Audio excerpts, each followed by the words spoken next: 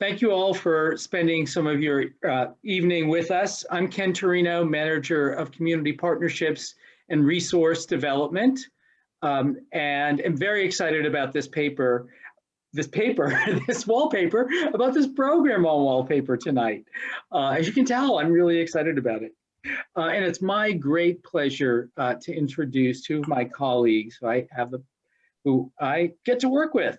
The first up who will be speaking is Nicole Chalfant, and she has been the collections manager for Historic New England since August of 2011.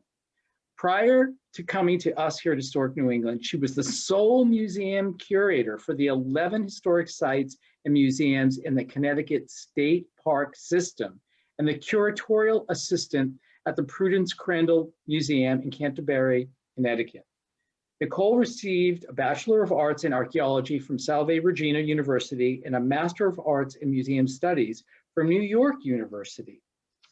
Our second speaker is Michaela Nero. Michaela has been an integral part of the collections team at Historic New England for 19 years. Prior to her time with us, she received her master's in objects conservation from Buffalo State College and worked at the National Park Service in Harpers Ferry and at the Shelburne Museum. Now, during her time at Historic New England, Michaela has trained over 24 postgraduate fellows who have gone on to successful careers in the field of conservation. And I don't think a lot of people know that that is one of the things that we do at Historic New England, and Michaela does a great job in preparing these other people, students for the field. And in 2017, Michaela was granted a sabbatical to learn more about textile conservation. She trained at the Textile Lab at the Museum of Fine Arts in Boston with a private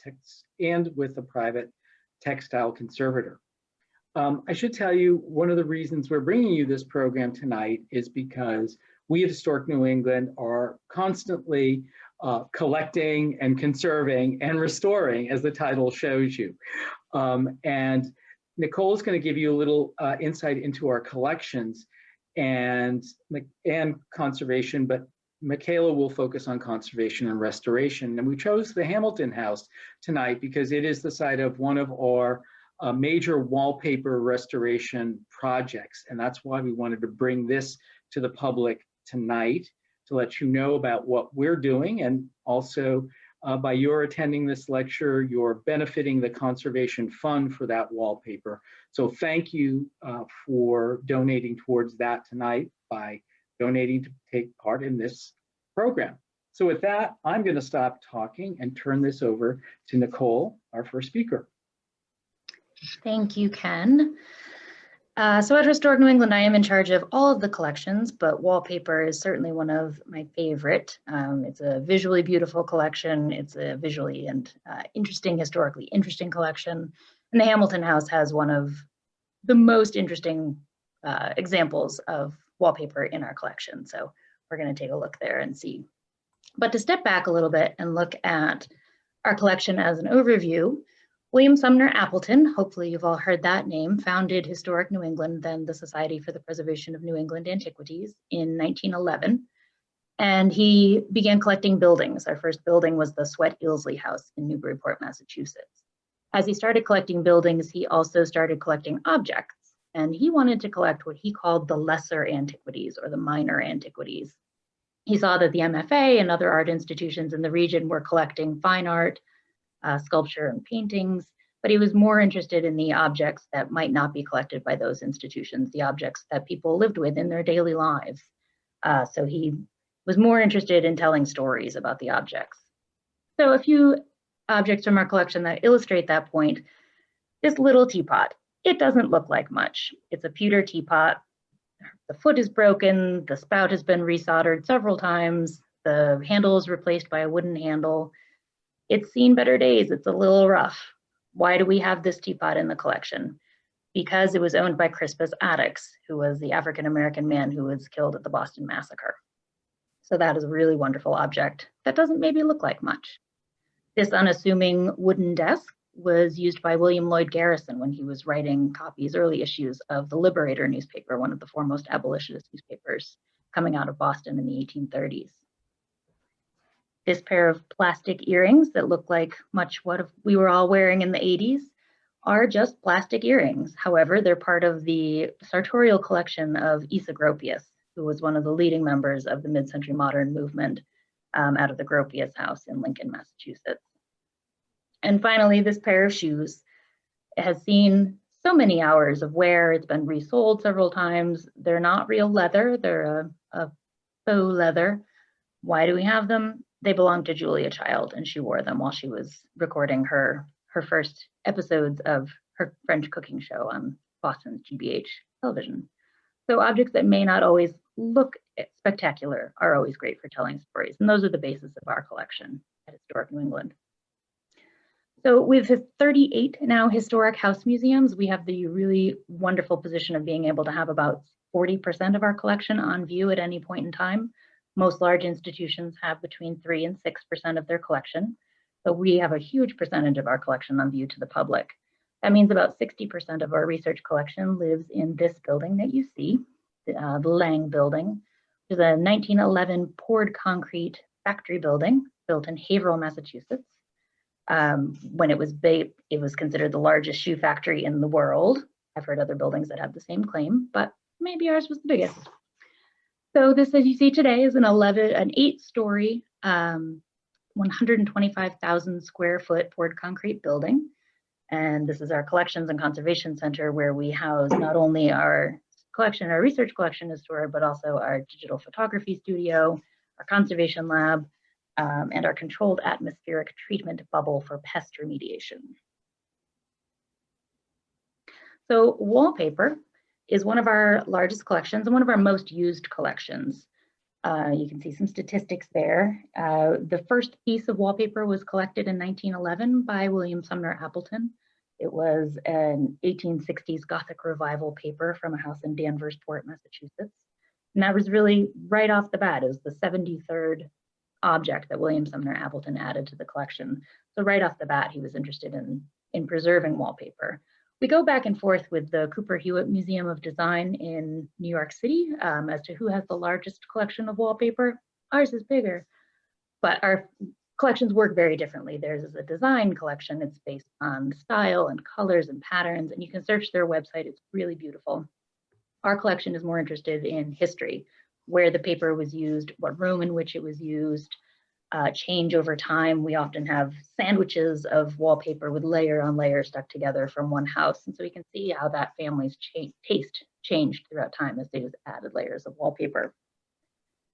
So we had a very large digitization grant funded by the IMLS, the Institute of Museum and Library Services. That was in 2013. And from that, we added about 6,000 photographs of very high resolution photographs to our website, which I will show you how to search in just a bit. So wallpaper began as early as 200 BCE in China, as they were some of the first makers of paper. It became popular in Europe, especially after the invention of the printing press. It became more a viable decoration. And it was really a more cost-effective way to decorate your walls than hanging textiles. Textiles were more expensive to purchase than paper. So putting paper on the wall was just as decorative, not as expensive. There are 4 major printing methods of wallpaper, and we're going to run through them really quickly. And these are all still being used today. So block printing was the first to be used, and that is your basic potato stamp. So here you see some examples of modern paper being printed. Each color is cut out of the block and added on top of each other, registered by dots on the side of the paper.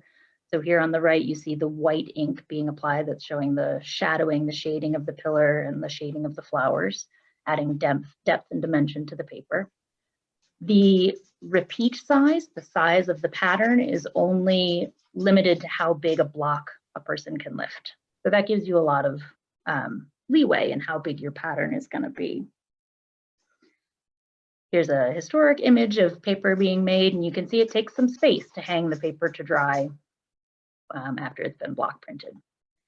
So here's a close-up. This is an 1820s French wallpaper. It was used as a book cover I love this paper for a couple of reasons. One, that orange color didn't just appear in the 1960s. This is from the 1820s. I think we often think of the past in black and white or in sepia tone from images that we've seen, but these wallpapers really bring to life that colors were vibrant and popular, and the patterns are not demure or discreet as we think the past might be.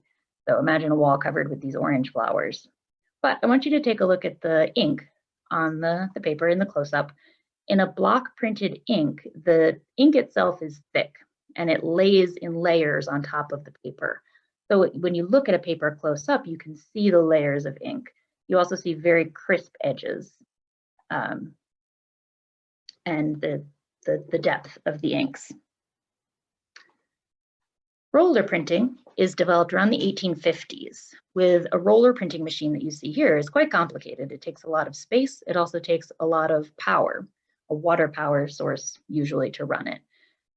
This is being developed as a wallpaper printing mechanism at the same time it's being developed as a textile printing method. So the way this works, there's a tray of ink here. There's a piece of fabric that transfers the ink onto this roller here. Each of these rollers set around the machine have a part of the pattern. And as the paper rolls through, the ink goes through and that part of the pattern is pushed on. So you can have a much more complicated pattern printed much more quickly. And then you see the paper going up over the top and into the drying folds on the left-hand side of the photo. So these rollers are what is now going to limit the size of your repeat. The diameter, the circumference of the roller is what is going to allow for a repeat. So the repeats become smaller, obviously. But you can have as many of these printing as quickly as possible. You know, it became very fast. Paper became much more accessible, much cheaper to print. When you look at a roller printed paper, this paper is spectacular. This is from the 1920s and 30s, hopefully for a game room or child's rooms of some sort. But the ink in a roller printed paper is thinner and it's being pressed onto the paper instead of laid onto the paper. So if you look, especially at the red and the white, you can see that the ink is thinner. It's not as opaque as the block printed ink. It has to be thinner to have that movement to get onto the paper. And you can also see a thicker edge, especially on the reds and the whites, the edge of where that ink came onto the paper, and that it's not lined up exactly properly. This machine was not calibrated very perfectly, and you'll see that mistake, that little misregistration on every line of the paper. Every time that roller hit, you'll see that very same misregistration. Whereas a hand printed paper, you have a little more leeway about lining up your dots. If you miss it one time, you're going to get it the next time. So those are two main ways of printing paper. In the 1960s, screen printing or silk printing became popular. This is done by cutting the pattern out of a resist, a silk or a vinyl stencil, and then squidging the ink through the paper. So this is very time consuming. And reproduction papers for many years were printed this way. Here you see a photograph of the Barrett House in New Ipswich, New Hampshire, that has two very beautiful reproduction papers that were done in the 1970s. This was very expensive, very not cost effective to get done to replace papers in this way. But that was our method for many years. And then now in the last decades or so, digital printing has become an option for us for printing reproduction papers. So here is an example where you see at Beauport, the Sleeper McCann house in Gloucester, Massachusetts.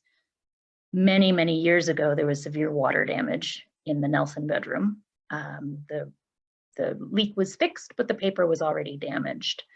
We didn't want to reprint, we didn't have the funds to reprint the entire room full of paper. So through digital printing, we're able to take a photograph actually from the other side of the room underneath a framed picture that had been on the wall for many, many years, and take a photograph of that color and reprint just that portion. So you see here our wallpaper installer installing just that wall of paper. So with a digital print, it's very flat.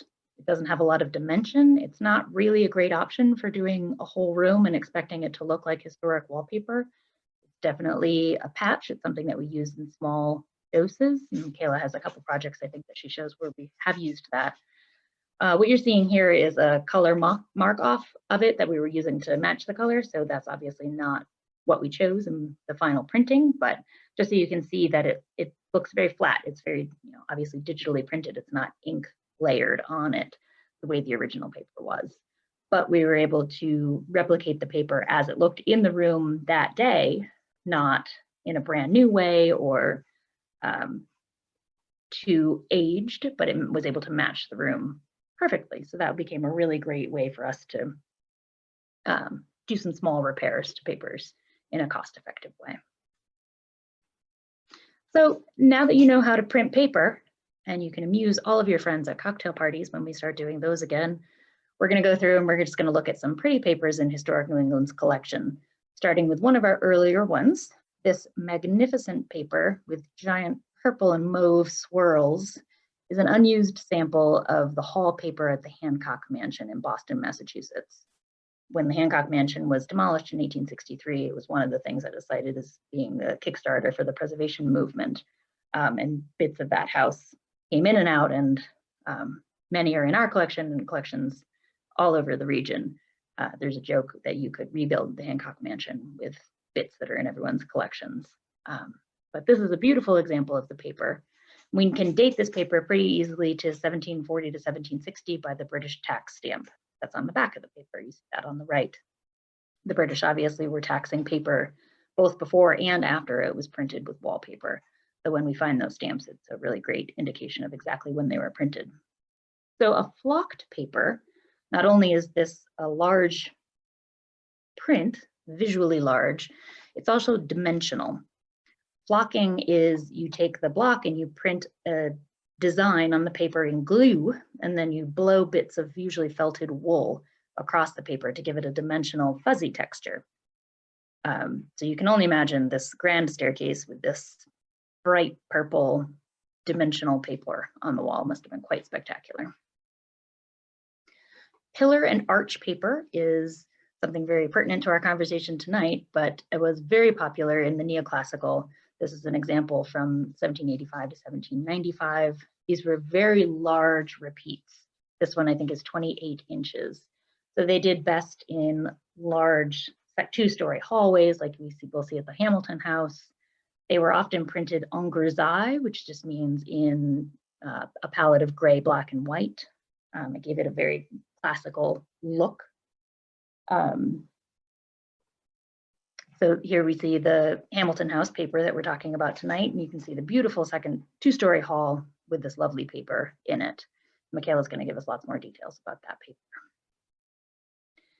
Scenic wallpapers, spectacular.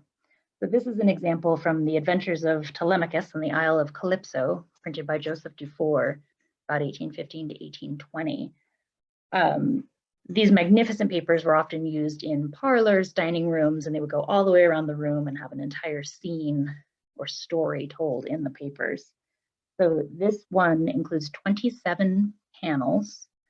It had 2,207 different wood blocks to print it using 85 different colors. So this is a block printed scenic paper. So every portion of the pattern and every different color is a different block. So again, you can have big blocks of things because it's just one person that can lift it up and down, but you can imagine how labor intensive this paper was and therefore how expensive it would be. But they're really beautiful when you get to see scenic papers in person, which you can see one installed at the Barrett House in New Ipswich, New Hampshire, has a beautiful scenic paper. They're really spectacular. Back to the Hamilton House, George Fernald, who we saw dangerously up on the ladder at the beginning of the presentation, putting the paper up in the wall in the Hamilton House, was an artist and friend of Elizabeth Tyson and Elise Tyson, who lived at the Hamilton House and were redecorating kind of with their collection in the early 1900s. And they took this scenic paper, which was Scenes of Paris, and George hand painted over it to make it Scenes of the Piscataqua. It's magnificent. So in it on the left-hand side, you see the Hamilton House. So here, there's the Hamilton House. We have the John Langdon House. You also see the Sarah Orne Jewett house, the Governor Langdon house, and the Governor Wentworth house are all depicted in this mural. It's fantastic. When you go to see the new pillar and arch paper, you'll see this. It's a real treat. Moving on to rainbow papers or irisé papers. These were very popular in the first half of the 19th century. This is a Zubernici paper, and these were made by painting different ground colors onto the paper before the design was printed on it. So again, imagine a room covered in this paper. There was nothing black and white or sepia tone about these rooms. Embossed papers at the end of the 19th century are printed dimensionally and then often covered with metallic or shiny paints to reflect the newly installed gas lamps in a home. The Roseland Cottage in Woodstock, Connecticut has the most exquisite collection of Lincrusta Walton, which is a brand name of this embossed paper. Michaela has spent much of her career working on this paper. I know she has whole other talks. I highly recommend a visit and then listen to one of her talks on that. By the end of the 19th and early 20th century, we have sanitary and nursery papers coming into favor. So these are papers printed specifically for children or for in bathrooms and hallways and dining rooms. And they were often coated with an oil-based coating so that they were washable and thus sanitary. These are just some fun examples from the 1950 to 1980. The Star Wars paper on the bottom left is a favorite of mine. The chickens are spectacular. And today, wallpaper is having a little renaissance. A lot of these papers came from a commercial website that I found this morning that you can purchase and stick to your walls, stick and peel. And colors today are more bold and vibrant designs. You see a lot of different types of things like dogs and sweaters, not just roses and vines. But there are some really interesting papers out there today. If you want to learn more about Historic New England's wallpaper collection, go to wallpaperhistory.org and you can search through our collections. You can browse through and see what we have.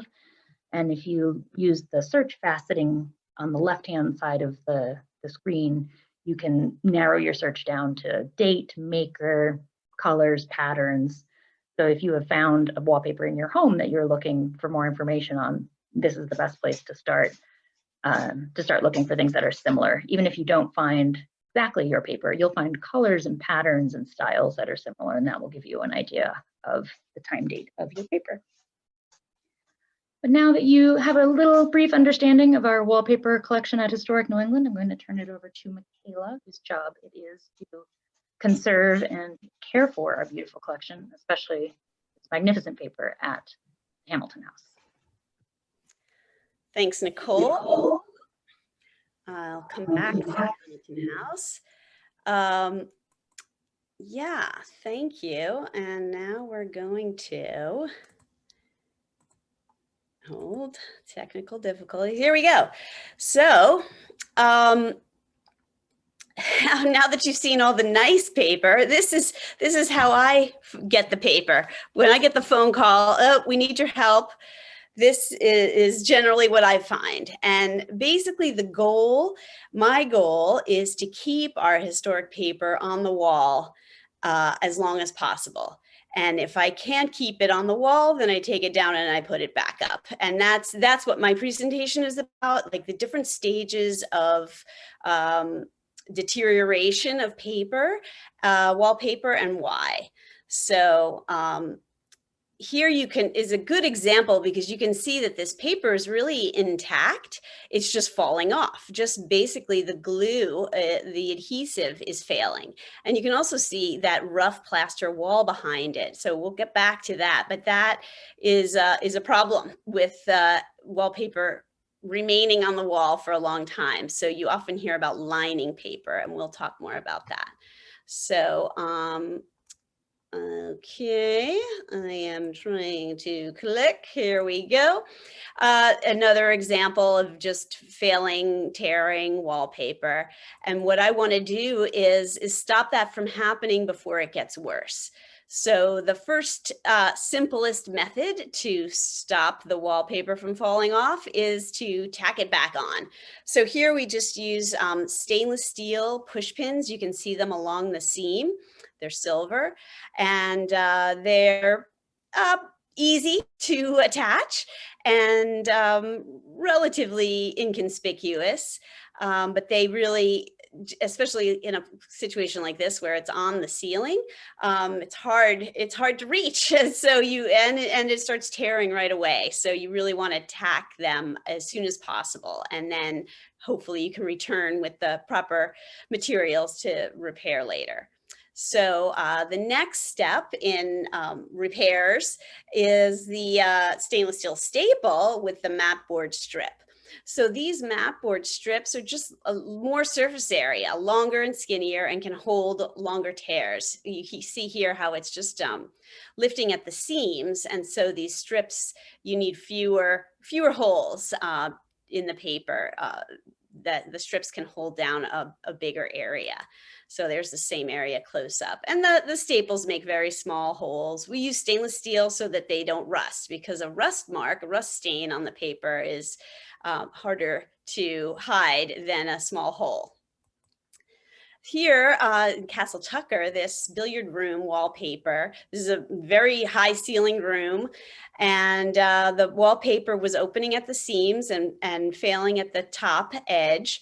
But as you can see, there's so much furniture, so many things hanging on the wall. So it's a major undertaking to aggressively deal with this wallpaper. So first we did the stopgap method of tack. And then see what happens. So we'll return to Castle Tucker. And here's another method. These plastic circles are great because they're pretty invisible. You can see here on the left where the paper's falling down, there's another paper under it, and then there's a small plastic disc with the push pin, with the stainless steel tack, holding it up, but from a distance you don't really see them, and they're good at capturing corners where 3 edges are failing, and in this case the pin doesn't even go through the paper, it just goes through the tear, so I'm not making any new holes. And here's our pillar and arch paper being tacked. We will return to that, and then not the most beautiful fix, but it's a good solution for a paper like this that's in a back stair hall that only Historic New England staff uses, but it is at the original site. It's original paper at Castle Tucker, and it's such a narrow stair hall that the Mylar just helps protect it as people walk up and down these stairs with their bags. And again, it's only staff, so haven't used this method of treatment much, but in a pinch, it's very helpful. So when you're not just using a small tack and a hammer, you need all these different materials for an adhesive repair. So the first type of adhesive repair is an in situ. It's a small area is lifting or tearing at the corner, and you just want to tack that back up. So here you add a little wheat starch paste, which is something I make out of acid-free materials mixing with distilled water. It's quite a process to make this paste. So you make up your paste, you use as little as possible, stick it in, and then dry it with this tacking iron. And drying it with the iron is a key step to avoid tide lines, which are an outline, a wet circle where the deterioration products migrate because it's wet. So you want to make it dry as soon as possible, but of course you're applying this wet paste. So here we are back at Castle Tucker. This house is in Wiscasset, Maine, and is about an hour and a half from my house. So when we are working on site, we stay for a few days and try to take care of them as much as possible. I've spent a lot of time at Castle Tucker because you'll see it as a lot of wallpaper. And you just have to work on site. So here I am on a very tall ladder doing these in situ repairs with the tacking iron. And that's just a piece of paper towel to absorb the moisture and dry that paste quickly so it doesn't leave a mark. And then in this case, we did do some in painting. As you can see, this paper actually was a grayish tone, and where the pigment has flaked off, it leaves this white area. And so selective in painting with watercolors really helped improve the appearance of this paper. And then there's the room again, minus the tacking strips, with more stable paper.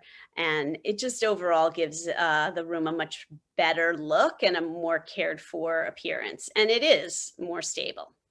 So then here in the parlor at Castle Tucker is the next most advanced problem in deterioration of wallpaper, where not only has the paste failed, but some insects have helped it fail by eating the paste. Silverfish love paper, but they also love to eat paste. So in this case, silverfish went after the paper and the paste. So this wainscoting wallpaper just was coming off.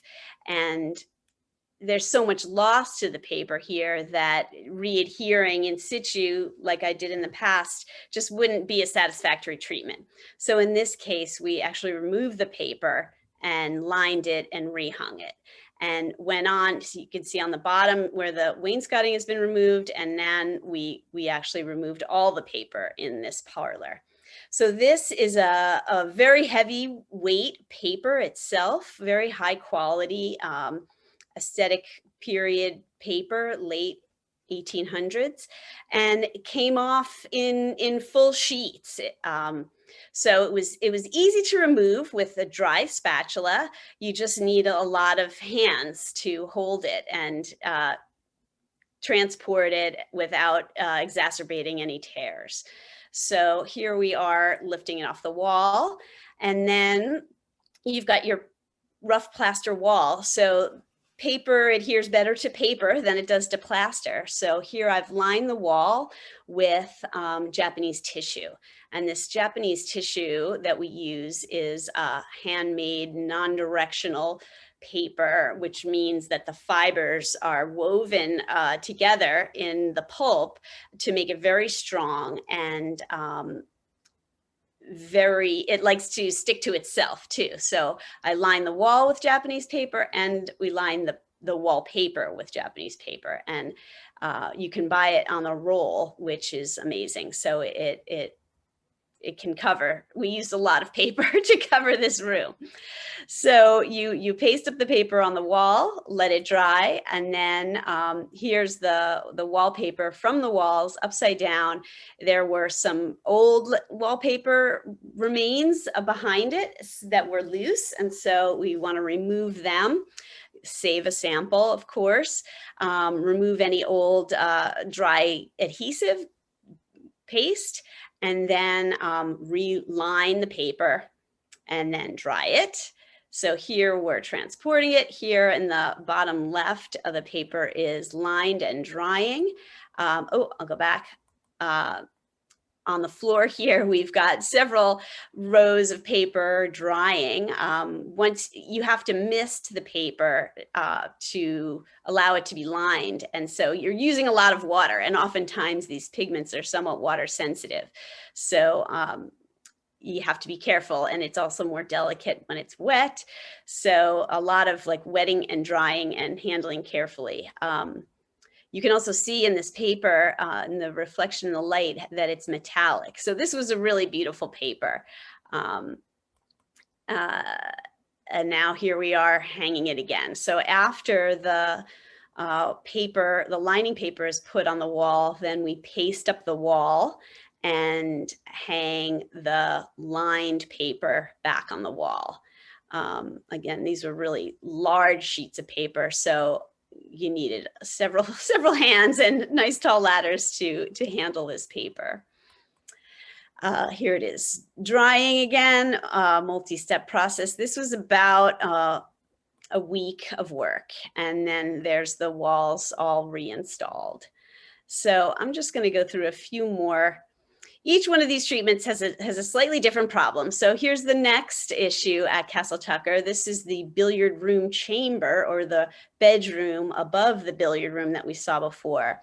And not only did we have some insect damage on the top border paper, we had the paste drying out and deteriorating. So the paper was failing at the top. And you see my mat board strips for the temporarily holding it up.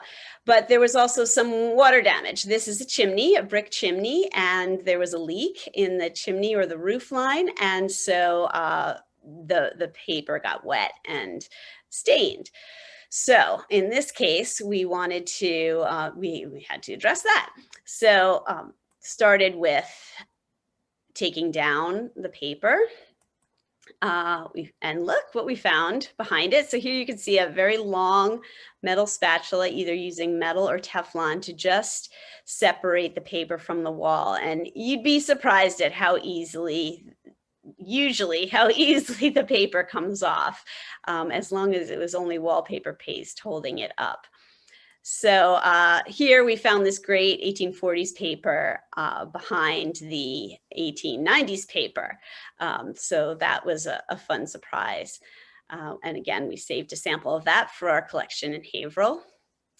So this we decided to take back to the lab in Haverhill to treat there. So we used a giant folder to transport this paper back to Haverhill and did our tear repairs and lining in Haverhill. So here's that piece of Japanese tissue that we're lifting to line onto the wallpaper after doing the tear repairs. Mylar is super helpful for holding and transporting this tissue, because once it's wet and heavy with paste, it's very difficult to handle. And then I'm using a Japanese hog bristle brush to pound the paper onto the other paper. So you really want to get the fibers of the paper joined together and knotted together to hold well. Then we remove the Mylar, flip the paper over, and in all these areas where there's some lost paper, that's the paste, the wheat starch paste, is present there and tacky, and it dries very shiny. So you want to remove that so that you don't see this shiny pasty bit. So that's what we're doing here. And here you see kind of our sad result. And I knew this would happen. Although we tried to clean this paper that got water damaged, it was just a little too far gone. And there's a point at which there's only so much treatment the paper can get, and it just needs replacing. So also with the border, there was so much missing. So what do we do in this case? Well, this was a perfect case for using some digital reproduction paper.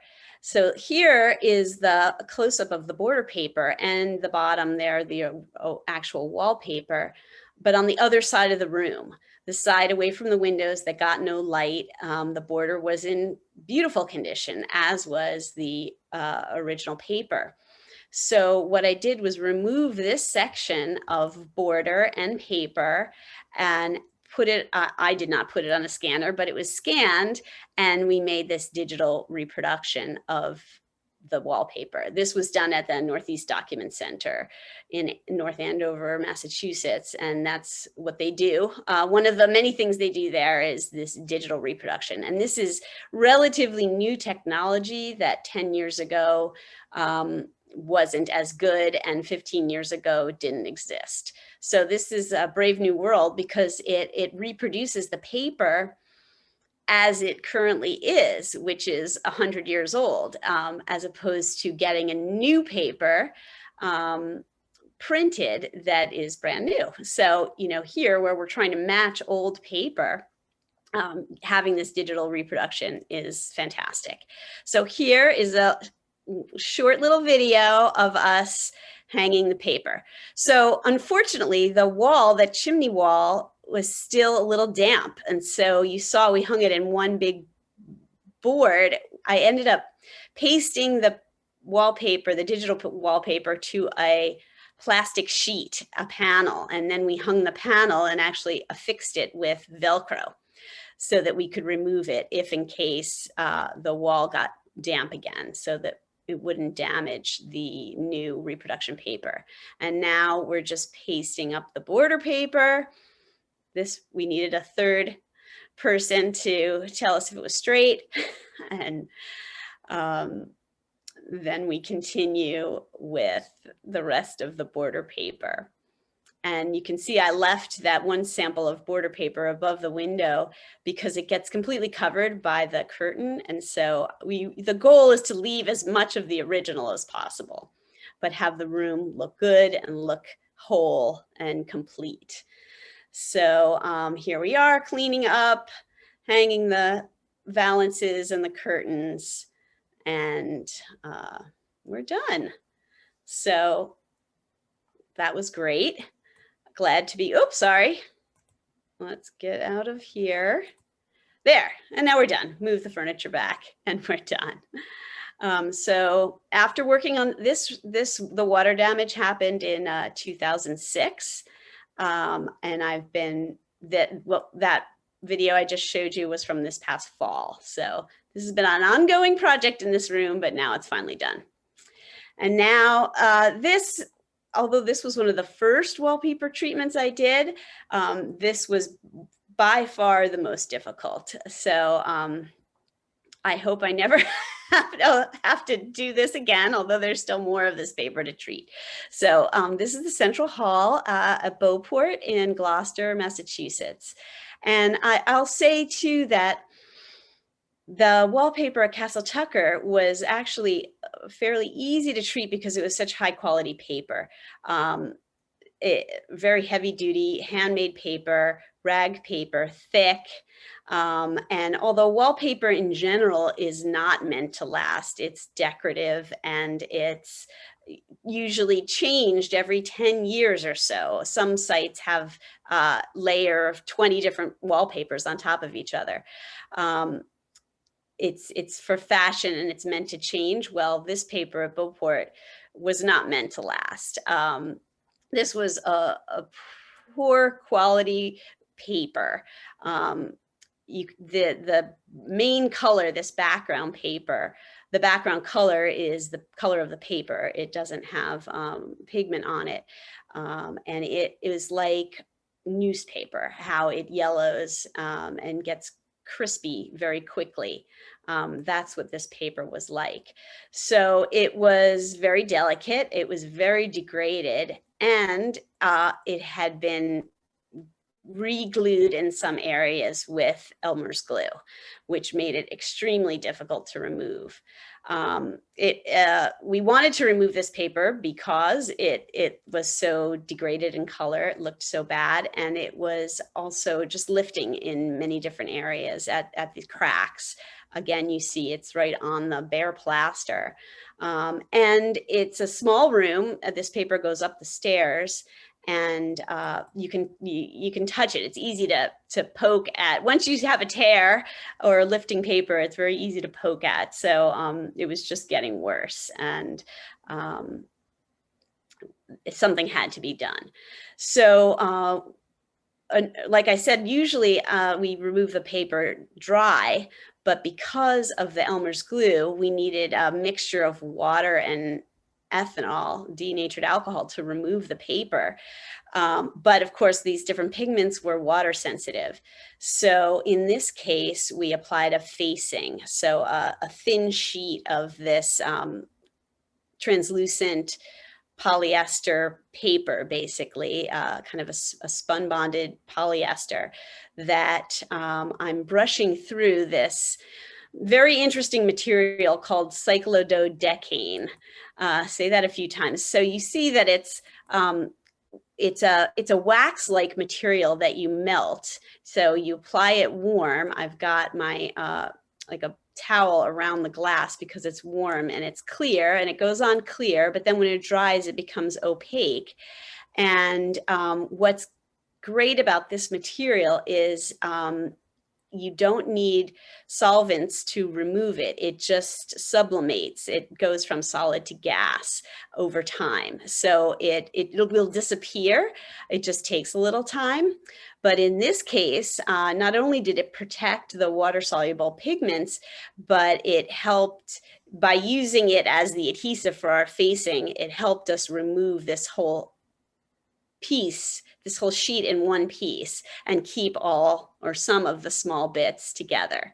So this is a good section where it was coming off in a nice big piece.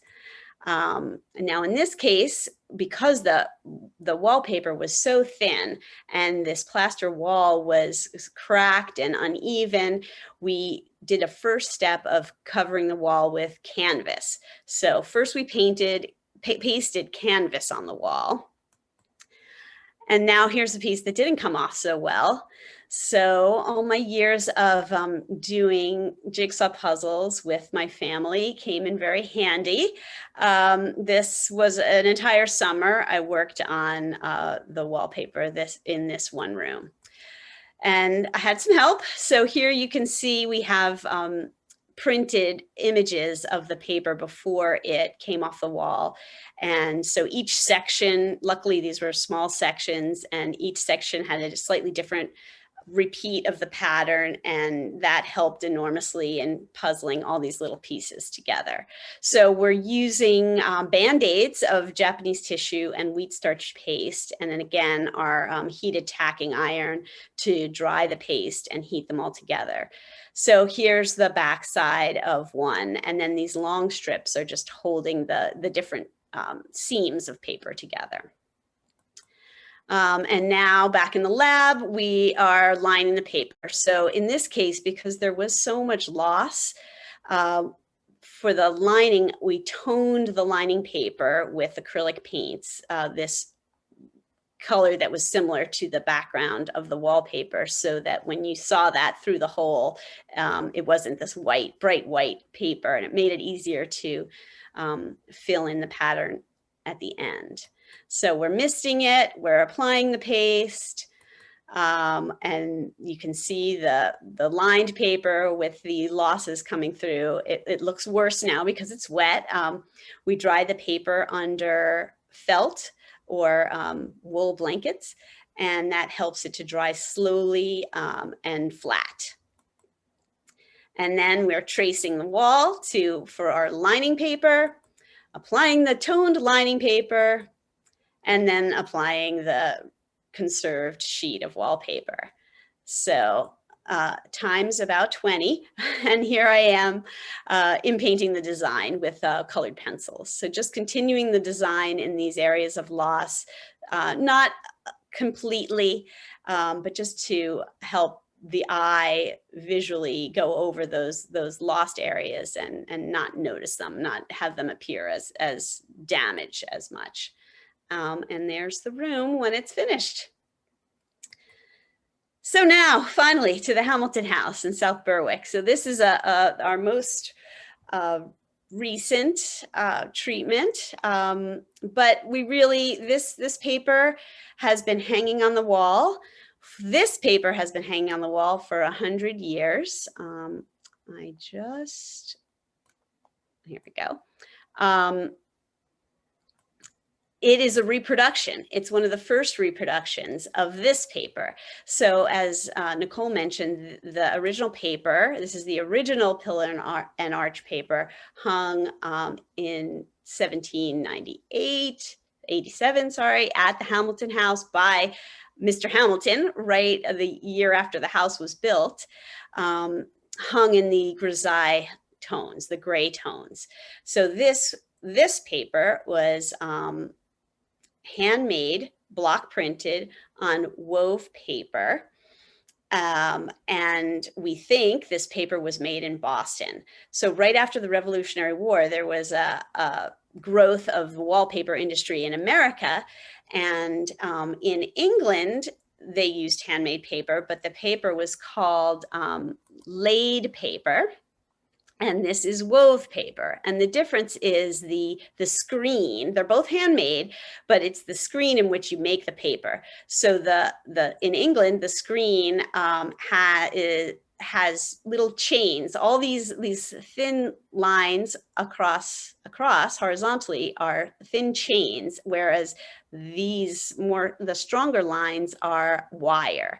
And actually the watermark is actually made in wire on the frame of the paper, the strainer for the paper, whereas the wove paper is more like a window screen where you're pulling the paper pulp through it and you just don't see the pattern. So the Hamilton paper, the original paper, we think is American because it's wove and it's not laid in chain. So that's a good identifier. Now, over 100 years later, when the Tysons, Emily and Elise Tyson, bought the Hamilton house, that original gray pillar and arch paper was still hanging, but in not the greatest condition. And so they were one of the first, if not the first, documented replica wallpaper, restoration paper. The colonial revival was in full swing, and they wanted to keep this very traditional pillar and arch style paper, but they wanted to update it a little bit and made it blue with a blue background, a bright blue. And again, it was made after the Industrial Revolution, and so a little bit less expensive. Instead of using handmade paper, they used machine-made paper, but that machine-made paper was of lower quality. So unfortunately, it didn't last as well. Of course, it has been on the wall for over 100 years, so we can only expect so much. And here you see my little plastic discs. Another contributor to the deterioration of this paper, aside from the windows and the light damage, was the wall itself. So here's Bruce Blanchard from our property care team looking at this damage on the paper, on the wall, in the plaster. So the plaster was cracking and buckling, and it was hard to tell why that was happening. So some investigation had to happen. Here you can see the paper close up, not looking so great. So we had to remove some of the paper so that the property care could examine the plaster. So here we're removing the paper. Property care made this hole in the plaster to examine the lath and discovered that this lath is called Accordion Lath. And that's the way the wood is that that holds up the plaster. It's kind of one piece of wood. It's hard to describe, but imagine an accordion, it moves back and forth. So, and the plaster keys into it. So the keys of the plaster had detached from the lath because it moved too much, and it had to be stabilized. So here we've removed the paper from the whole wall so that the property care team can stabilize the plaster. So here is Natasha from our property care team. She's one of the preservation carpenters, using a method that our preservation carpenters kind of invented, for lack of a better word, to stabilize plaster. So you have to, so what she's doing is drilling small holes and injecting an acrylic adhesive in, and then using these discs and more screws to tie the plaster back to the lath and adhere with this adhesive, and then the screws can be removed. So it's an adhesive bond, and it works very well, and they've been using this method for many years. So then, of course, in these areas where the plaster is missing, Natasha just repaired the plaster with a mixture, aggregate mixture, similar to what was originally used in the plaster wall. So in this case, there was so much paper in such poor condition that the decision was made to reproduce the paper instead of conserve it. Thank you. So the reproduction, we had several options in what type of method to use for the reproduction, but really the best method is to reproduce in the same way it was made, so block printed. And Historic New England likes to do these. If we have to put in a replica, we want to replicate in kind. Not only because it's the most authentic way to do it, but it also preserves the trade, preserves the craft of wallpaper making. So there are some special wallpaper making studios today that will block print paper. So we consigned with them, the studio called the Delphi Studio. But the issue is, what color should the paper be? So this is also a constant discussion with our reproductions. Nothing is simple. The original paper was gray. The women reproduced it in a bright blue, but the date of interpretation of this house is 1920. The paper was hung around 1897. So in the 23 years that the paper was hung up to the point of our interpretation, it had faded dramatically. So it didn't make sense to hang a bright blue paper. We wanted to hang a slightly faded blue paper.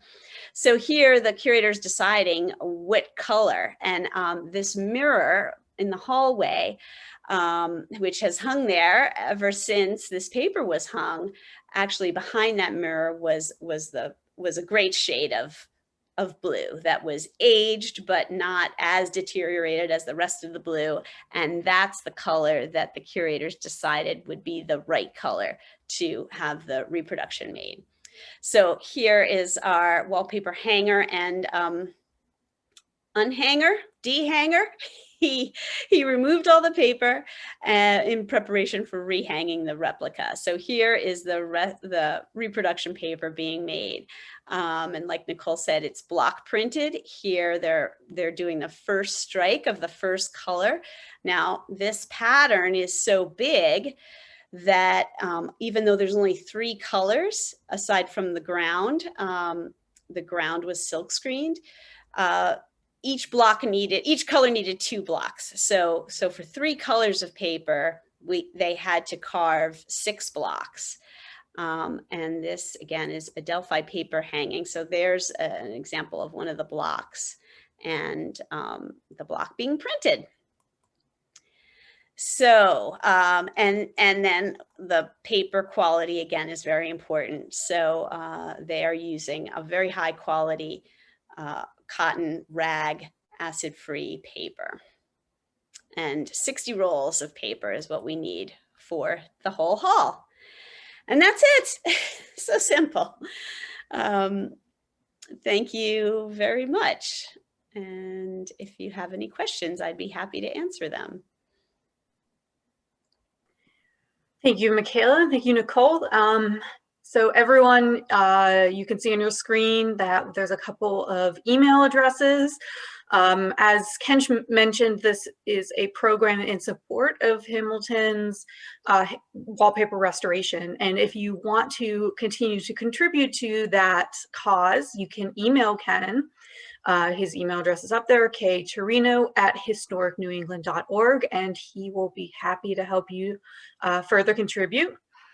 And so we do have some questions, and I will just pose them for both of you, and you can decide who wants to answer.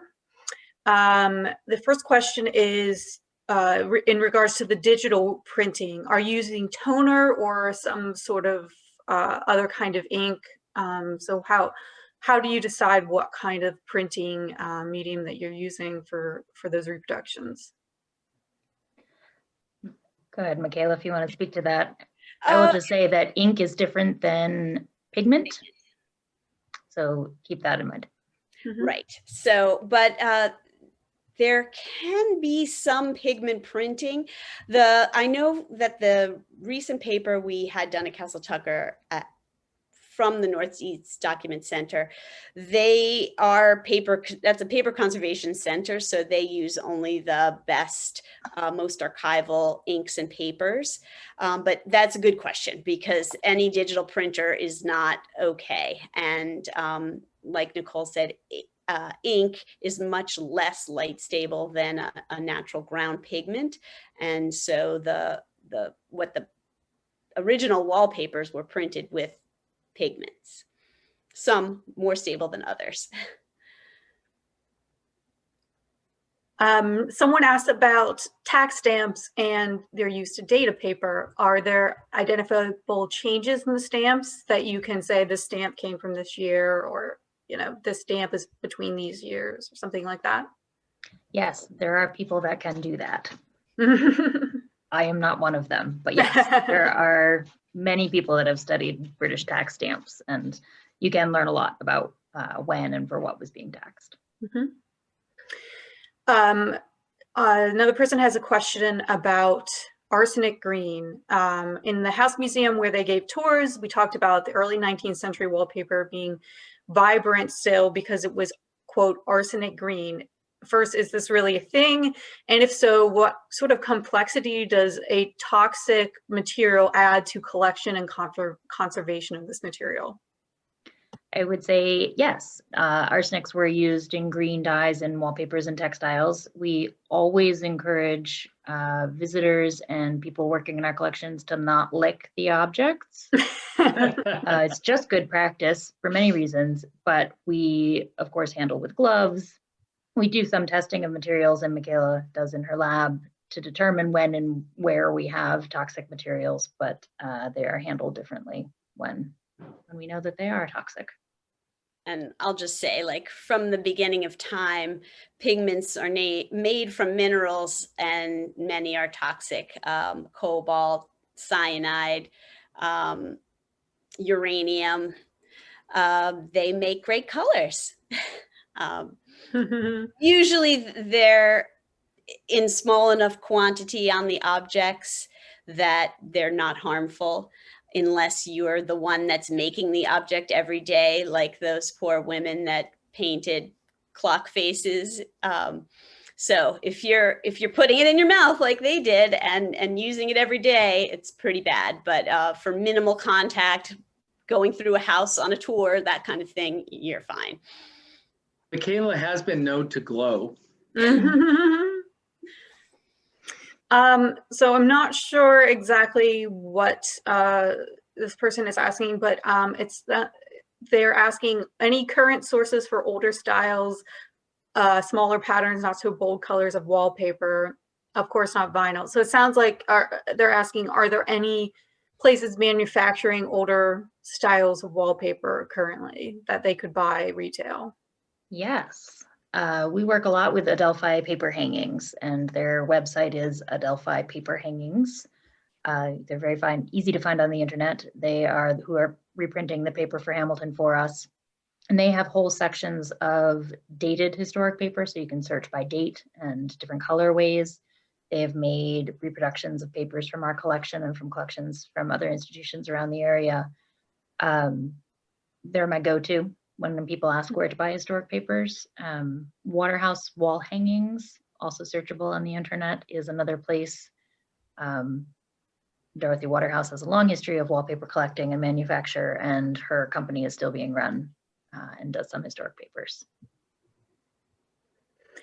Someone asked what kind of paste that we use to hang the papers. I believe you said you used a wheat paste. Is there anything else that you would use to hang paper on the wall? I've been looking for something else because it's such a chore to make this paste. But that's what conservators use. It's a wheat starch paste. You can purchase this refined wheat starch, and then you mix it, you heat it in a double boiler or a rice cooker and stir, and then you have to let it cool and sieve it twice and thin it.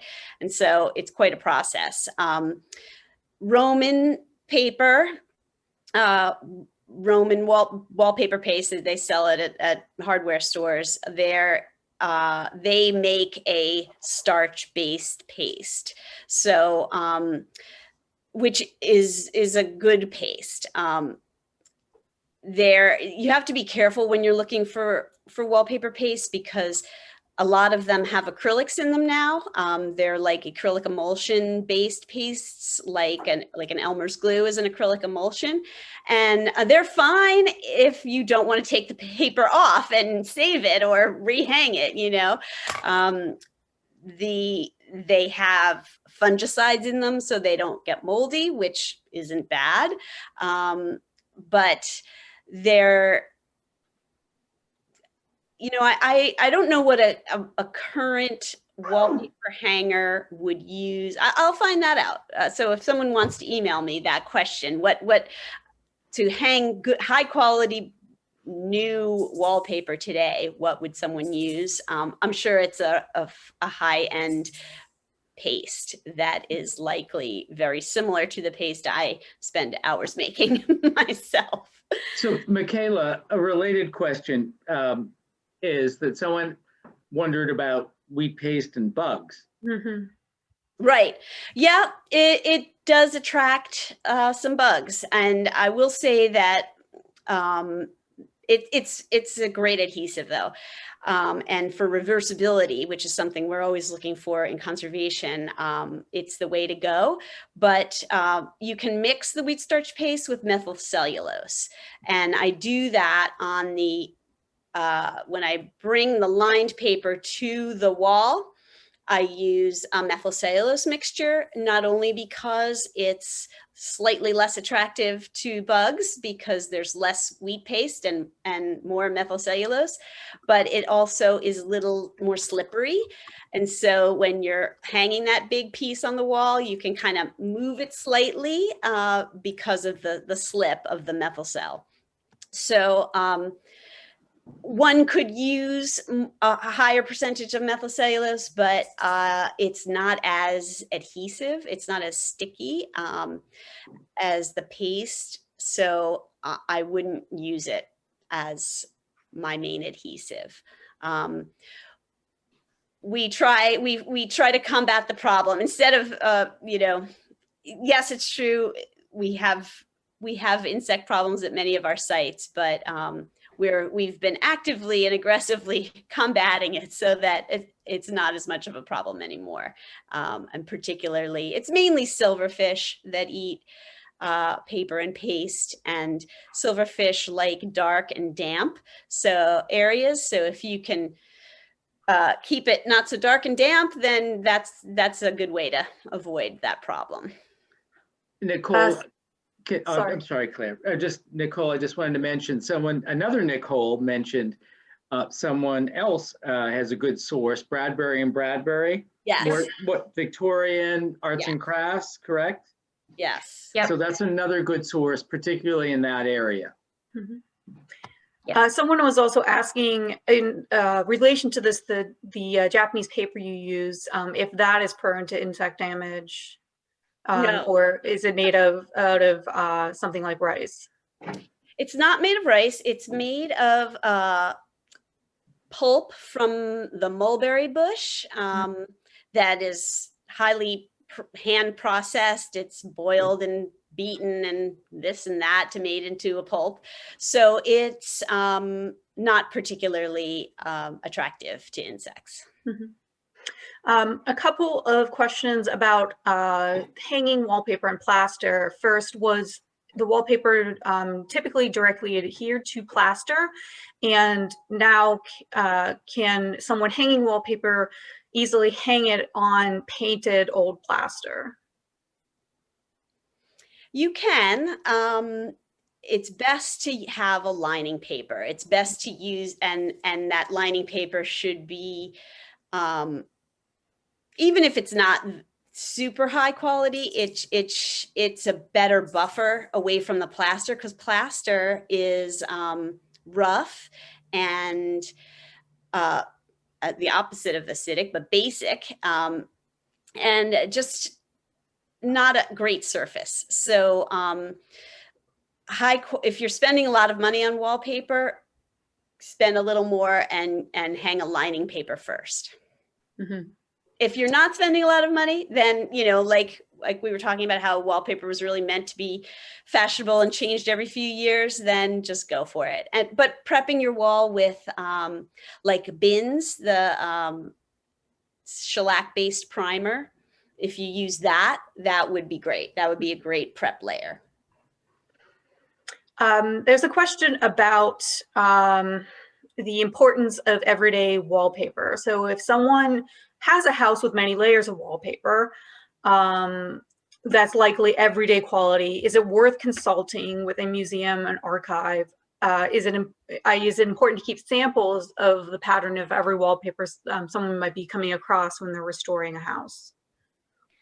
That is a great question, and one that I get several times a week.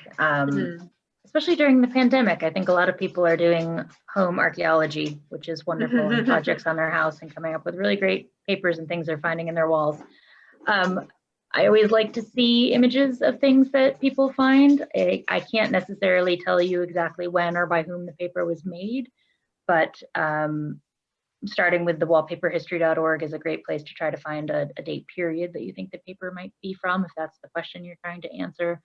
We do accept papers into the collection actively still. We require a full repeat and not attached to anything. So that's usually where our sticking point is. If it's still attached to your wall, we can't accept a piece of plaster and lath with the paper on it. And little tiny bits of paper is also not helpful as a research tool. So a full repeat of good quality, good condition paper. Quality is not important, but condition is something that we might consider. So yes, you could give me an email if you have that. Let me add, Nicole, that one thing that's interesting about our wallpaper collection and important is what room the paper is coming from.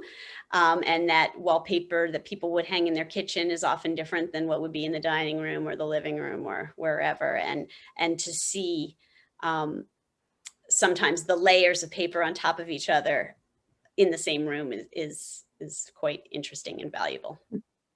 But yes, everyday paper is exactly what we look for in our collection. We're not looking for the most beautiful expression of paper. We're looking for paper that people used in their homes in New England. So we'll take the beautiful. But we'll take the beautiful. We won't say no to the beautiful. So I think we are about ready to wrap up, but someone asked whether the restoration at Hamilton is actually complete. It's happening now. So we moved all the furniture out of the hallway, removed all the old paper, repaired the plaster walls, and now the replica paper is being made, and actually we just scheduled the date to reinstall the hallway. So I think mid-May is when it's to be hung. And as soon as the weather comes up, it's going to be hung, and you'll be able to see it this summer. But we're still raising the funds to pay for all this.